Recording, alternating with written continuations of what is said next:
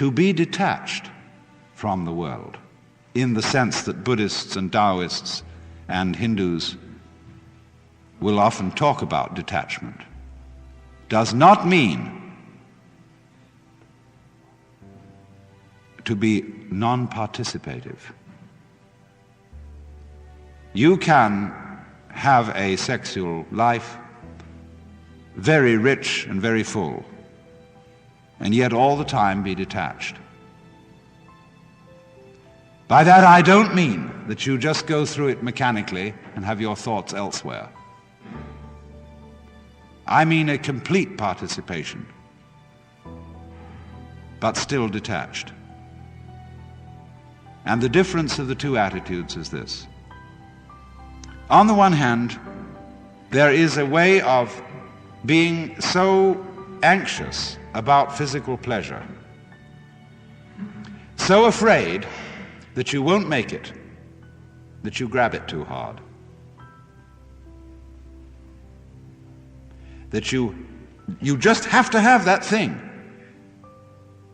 And if you do that, you destroy it completely. And therefore, after every attempt to get it, you feel disappointed. You feel empty, you feel something was lost. And therefore you want it again. You have to keep repeating, because you never really got there. And it's this that is the hang-up. This is what is meant by attachment to this world, in an evil sense. But on the other hand, pleasure in its fullness cannot be experienced when one is grasping it. I knew a little girl to whom someone gave a bunny rabbit. She was so delighted with the bunny rabbit and so afraid of losing it that taking it home in the car, she squeezed it to death with love. And lots of parents do that to their children, and lots of spouses do it to each other. They hold on too hard, and so take the life out of this transient, beautifully fragile thing that life is. To have it, to have life, and to have its pleasure, you must at the same time let go of it.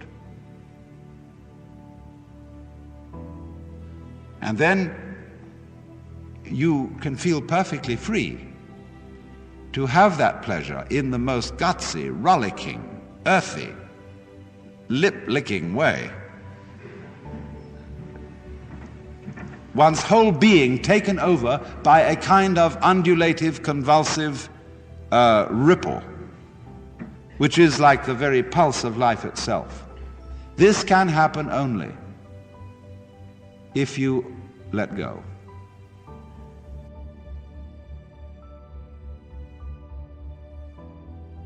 What do you mean happiness?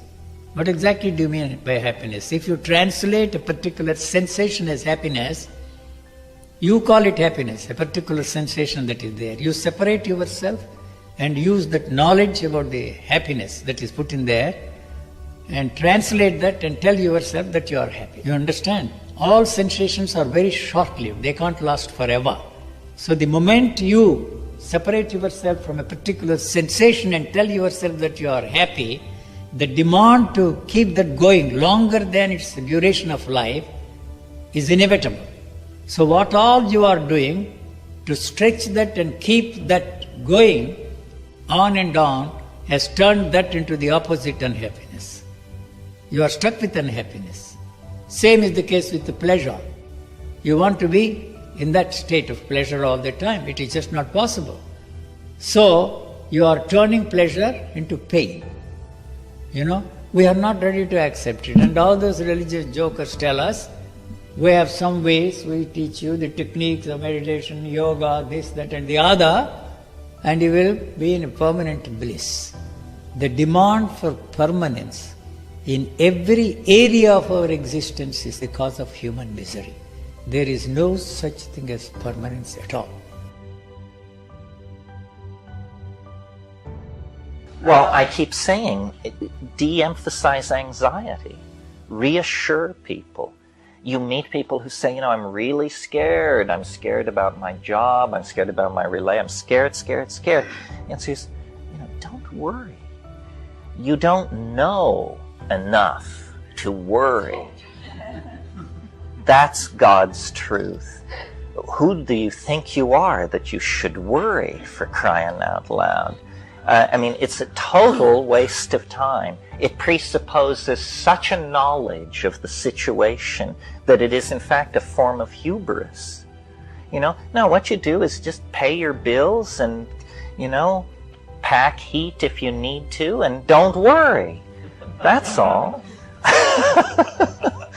Yes.